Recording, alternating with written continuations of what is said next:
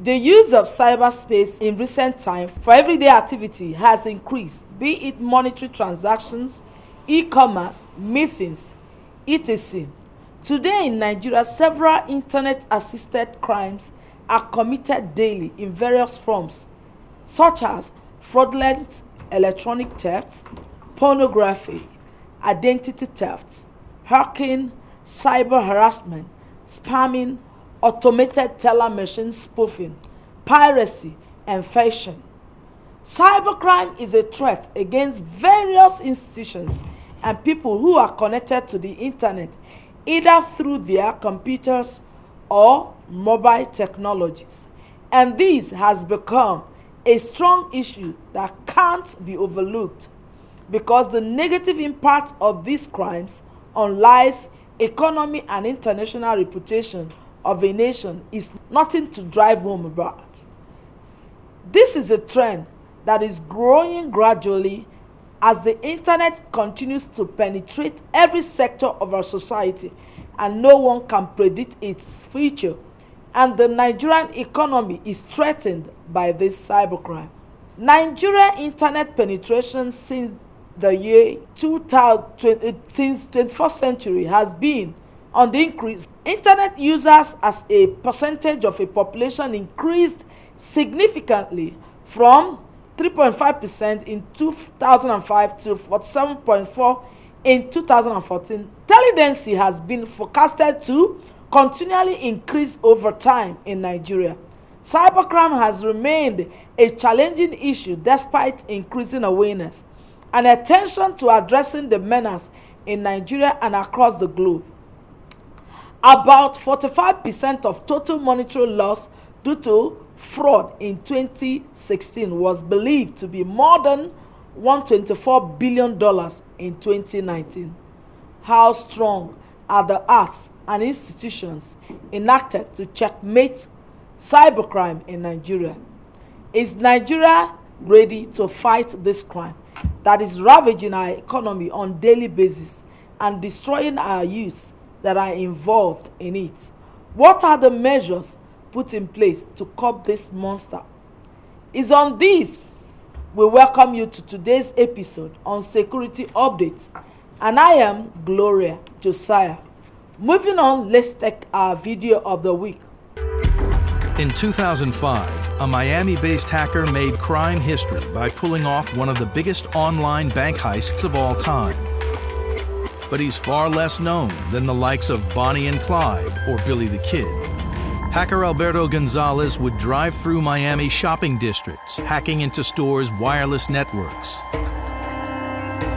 He wasn't stealing their money. He was phishing for credit card numbers. And he'd struck the mother lode. He broke into a retailer through one of their stores and got back to the corporate headquarters, where there was a lot of credit card information all stored in one database in one place. Once Gonzalez had hacked his way into the corporate head office, he would download tens of thousands of customers' credit card details. Gonzalez then sold the stolen credit card details onto Eastern European cybercriminals. In his first year, Gonzalez stole an incredible 11.2 million payment cards from retailers across Miami. 12 months later, this had increased to almost 90 million. That was hitting very, very large retail chains that have thousands of stores and millions of customers, obviously.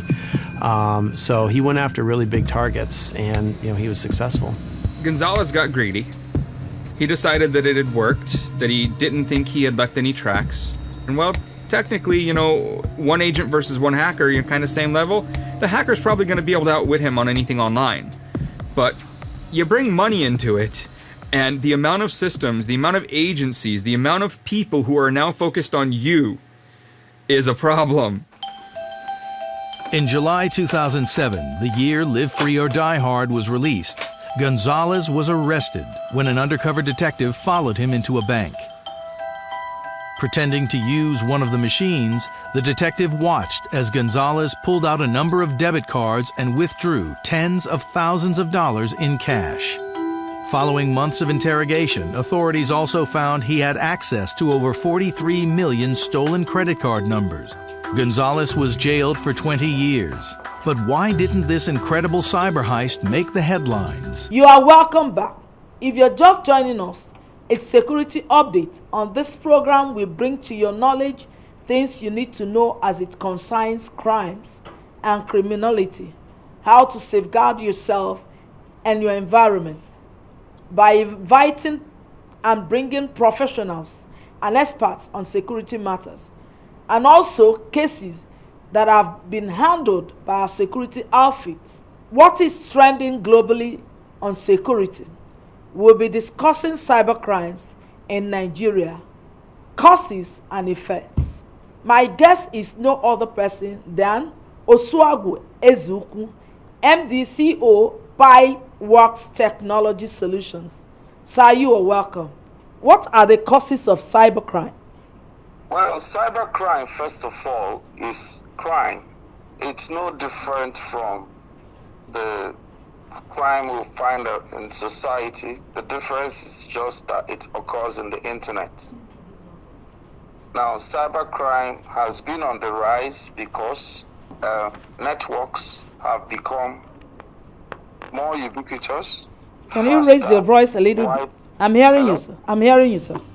So networks have become more ubiquitous, faster, more accessible, and with the rise in cryptography or cryptography technology, people are able to hide their footprints on the internet.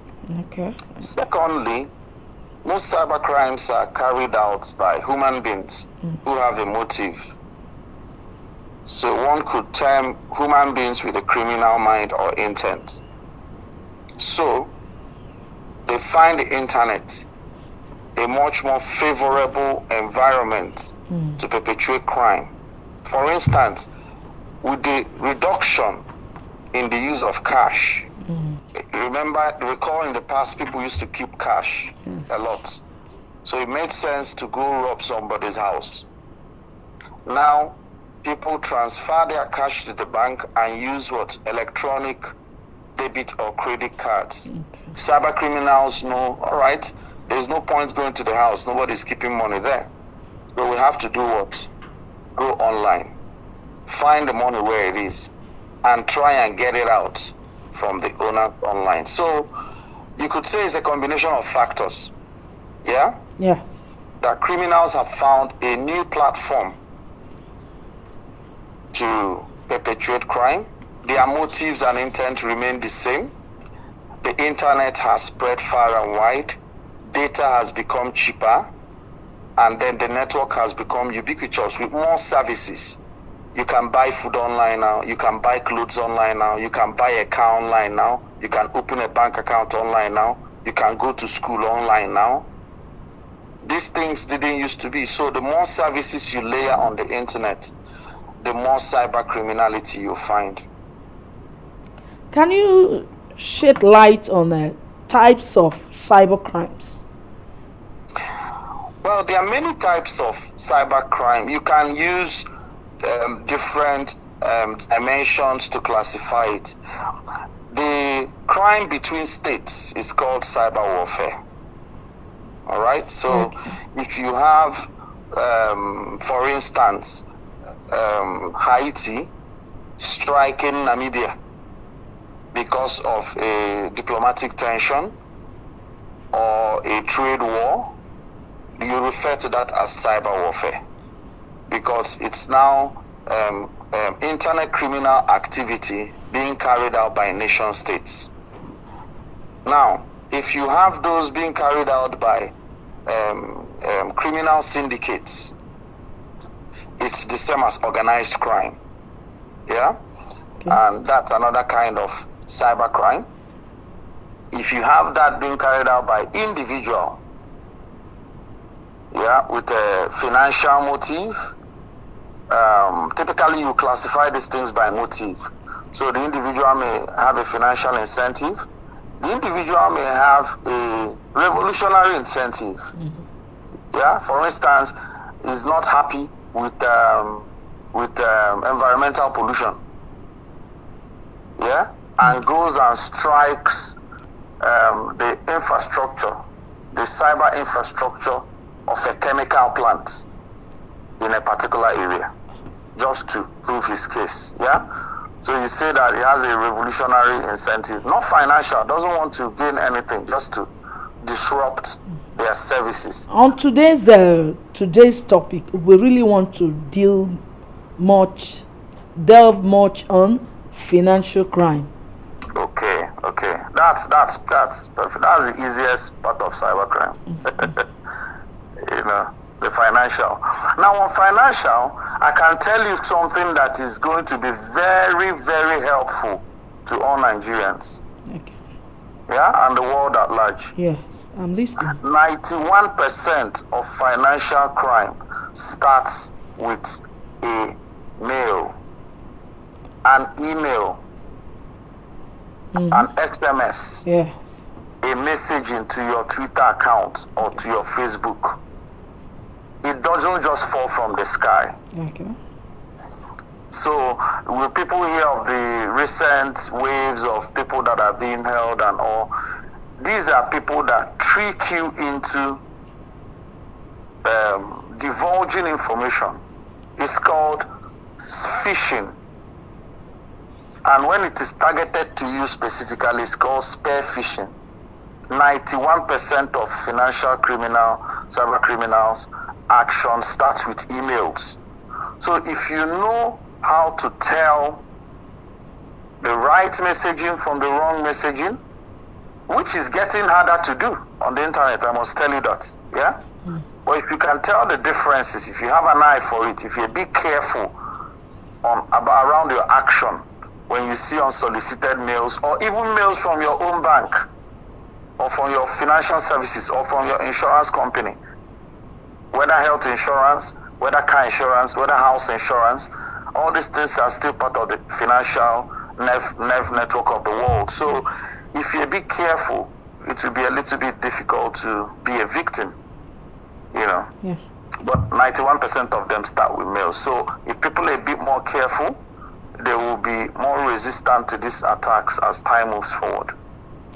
Like you said, if people are more careful, how do I protect myself from those, even the identity theft, all those crimes that are committed on the cyberspace? Well, protection is to understand that security is a mindset. Remember that people are very physically conscious and secure. For instance, you come into your house, you lock your door. You have a gate man. Okay. They lock the gate. If you are in a community, you have a neighborhood watch. If you keep a bag in the room, you can lock it with padlock. If you have a safe, you know, these are things we do in the physical world. But we tend to be a bit more lax in the cyber world because we just do not understand how it operates. Yeah, most time. So, for instance, you are on the internet and then you have an advert flashed on your screen.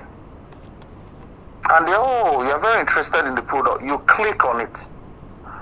But you are on a browser. You are browsing. You went on a website. Maybe you are reading an article or a journal or a blog, and an advert flashes on you. That advert is not from the website host. You visited a website.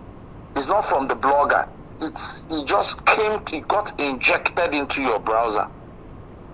So you click on that, and then a wrong piece of code has already run in your computer that can steal elements of your information. That's where identity theft starts from. Okay? Okay. So you also have your ATM, you also have your email addresses, you know. These are all your electronic identity, Facebook ID, email, ATM. We have numerous electronic identities. That's the funny thing. Even your phone number. Those are all what?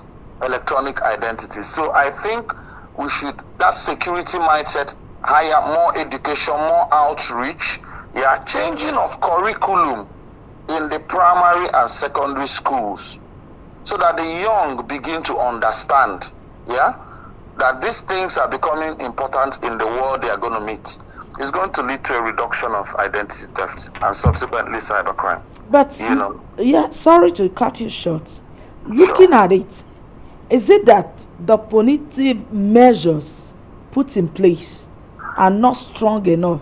Because you see each and every day these crimes are committed, and you see suspects paraded on such. But it seems as if the people are not deterred. So how strong is the law or the acts enacted? Are they really working? Do you think they are working in order to curb this? Because it seems it's on the increase each and every day. So the policing cybercrime is a challenge for every nation, even the advanced and the developing ones, if I may use that classification. It's challenging because 70% of the activities in the internet is unseen. You only see 30%. So, for instance, remember the WannaCry ransomware? Did you hear about this? It was in the news a lot, yes. So, what kind of technical expertise does it take to develop WannaCry? It's quite sophisticated.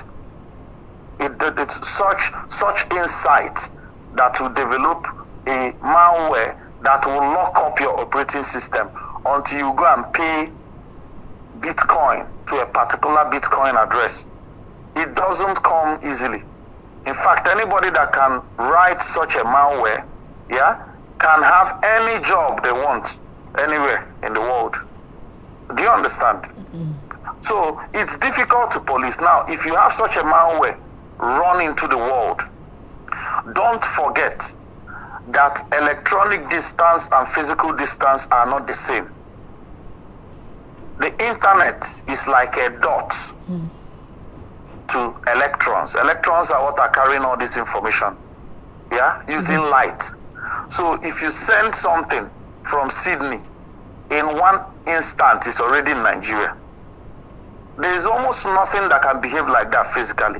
Remember, the physical police are used to physical methods. If they are running as a criminal, they drive in the car, or they use a helicopter, or they use a drone. You know, those speeds are nothing compared to the speeds you see in the internet. Your action in Sydney can resonate in Afghanistan in 1 second. How do you police something like that? So we've established that it's a bit difficult. Secondly, the laws are also a problem. If the cyber laws in Ghana are different from the cyber laws in Nigeria, if you commit something in Ghana and move over to Lagos, what then happens? You swap jurisdictions. So, and also again, you think, how is the internet divided into physical spaces? Is it when the data has come into your physical nation, that's when your own cyber laws will apply? Then when the data leaves there, then it gets into, no, it's very hard. So you're looking at a global effort to come up with a set of standards and global cybercrime acts, which all police states can do what? Adopt. We don't have much time. I just want you to hit on the dots. What can be done? At least what can be done in this time to salvage? Because we find out that the economy is ripped off. Economies are ripped off because of this. Okay, we can see the case trending. Hush puppy. What he has really done so far. So if up to 3 people or 5 people like that hush puppy does that, I wonder how it's gonna be. What do you think that can be done? Measures that can be put in place in order to checkmate cybercrime. These measures I'm going to say may sound a little bit disconnected, but trust me, they are powerful. The first thing is to strengthen the family values. To raise children well helps regulate their needs. If you look at the case of Hush Puppy, you will see that the young man bought Rolls Royce more than once. Nobody does that. So there's something about his need space that was unregulated. So we need to strengthen family values so that people learn well to deal with only what they need. 2, we need to create jobs for the people. There's no point police stopping young people because they are carrying laptops and forcing them to open it. Those are not cyber criminals. Cyber criminals are hard to see. They don't even move around with laptops.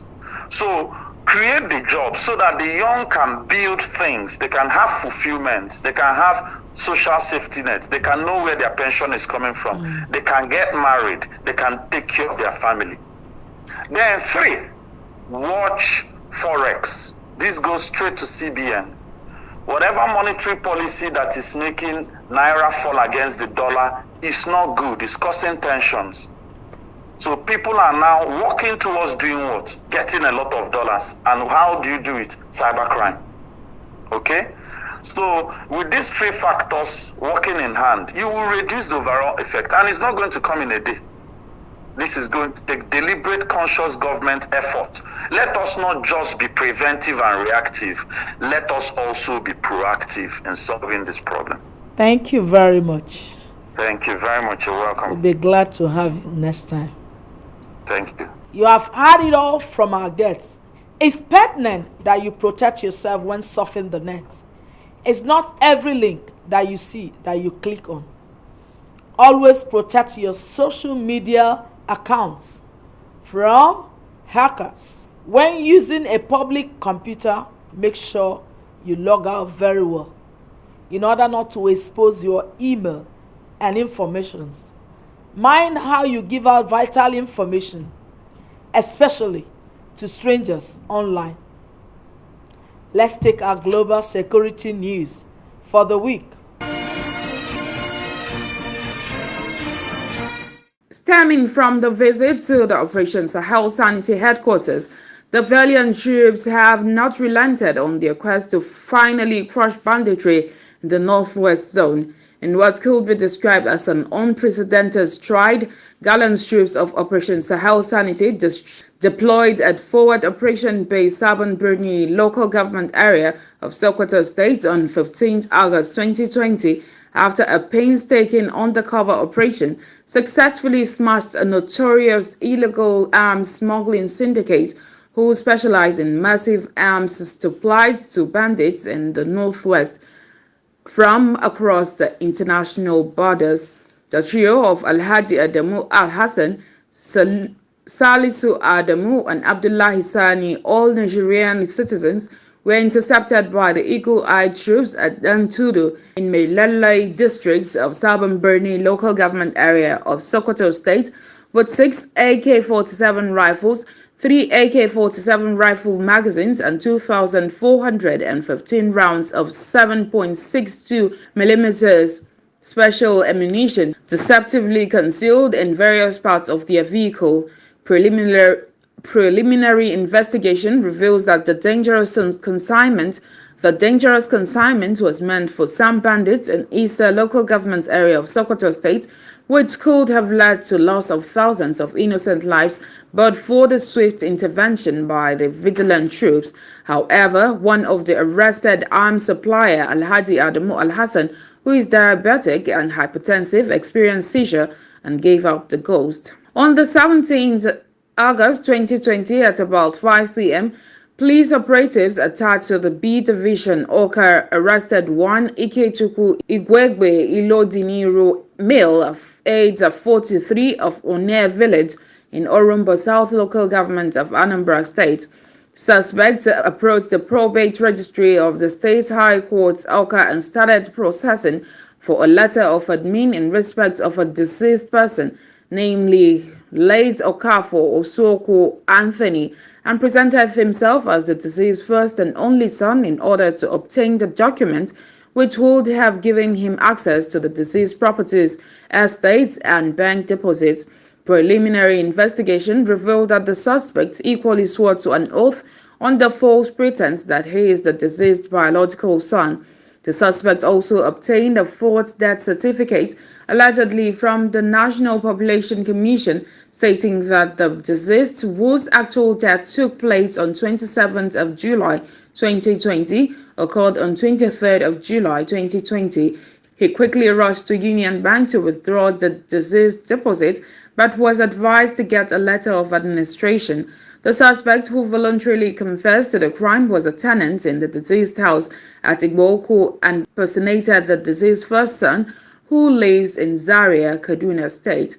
Meanwhile, exhibits recovered in his possession include alleged fourth death certificate of the deceased, full sworn declaration as the deceased's next of kin, and sworn affidavit in the High Court, Oka. Investigation is ongoing, after which the suspect will be charged to court for prosecution. The Executive Secretary of the National Human Rights Commission, NHRC, Tony Ojukwu Esquire, has expressed worries over the spate of maltreatments meted out to minors and other categories of vulnerable persons by some members of the society, including their relations, who are supposed to protect, offer them care and support. The Executive Secretary, while expressing the concern of the Commission in Abuja over the alleged cruel, inhuman and degrading treatment unleashed on a motherless boy, Jabril, by his father in Badaria community in Burning Kebbi State, said the act is highly condemnable in all ramifications. He said the victim was allegedly tied by his father to a stake in his compound, fed with goat dung by his 3 wives for 2 years, on the premise that the child had a mental problem, an excuse the Commission dismissed as being untenable and baseless. Mr. Ojukwu stated that the NHRC coordinator in the state, Barrister Hamza Wala, responded promptly, having received a report from neighbors about the demeaning treatment meted out to the child. The minor, according to Ojukwu, is now in safe hands as he is presently receiving medical attention, while the alleged violator and his wives are being currently investigated for further prosecution by the Kebbi State Police Command. The matter has also attracted the attention of the Kebbi State government, he added. The Human Rights Board recalled an incident where a father in Okigwe chained his children, hit them with a hammer, and used salt and pepper to rub on their bleeding wounds. The prompt intervention of the Commission at that time paid off because relevant government agencies, including the police, got involved in addressing the matter. He stated that torture and other cruel, inhuman and degrading treatments contravene relevant sections of Nigeria's Constitution, Child Rights Act 2003, as well as other relevant regional and international treaties to which Nigeria is a signatory. The visibly angry Ojukwu said such cases cannot be swept under the carpet, given the grave human rights challenges that pose not only to the victims, but to the society at large. He said the Commission is using this opportunity to call on parents, guardians, and other categories of caregivers to mainstream human rights norms and principles while taking care of their children, wards, or persons under their care. He is called on states who have not domesticated the Child Rights Act to do so in order to protect and save the Nigerian child from such. That's all on Global Security Update. You are welcome back. It's still security updates. Security of lives and properties lies with you. When you see something, say something. On this note, I'm signing out. See you next week. Same station, same time. Bye.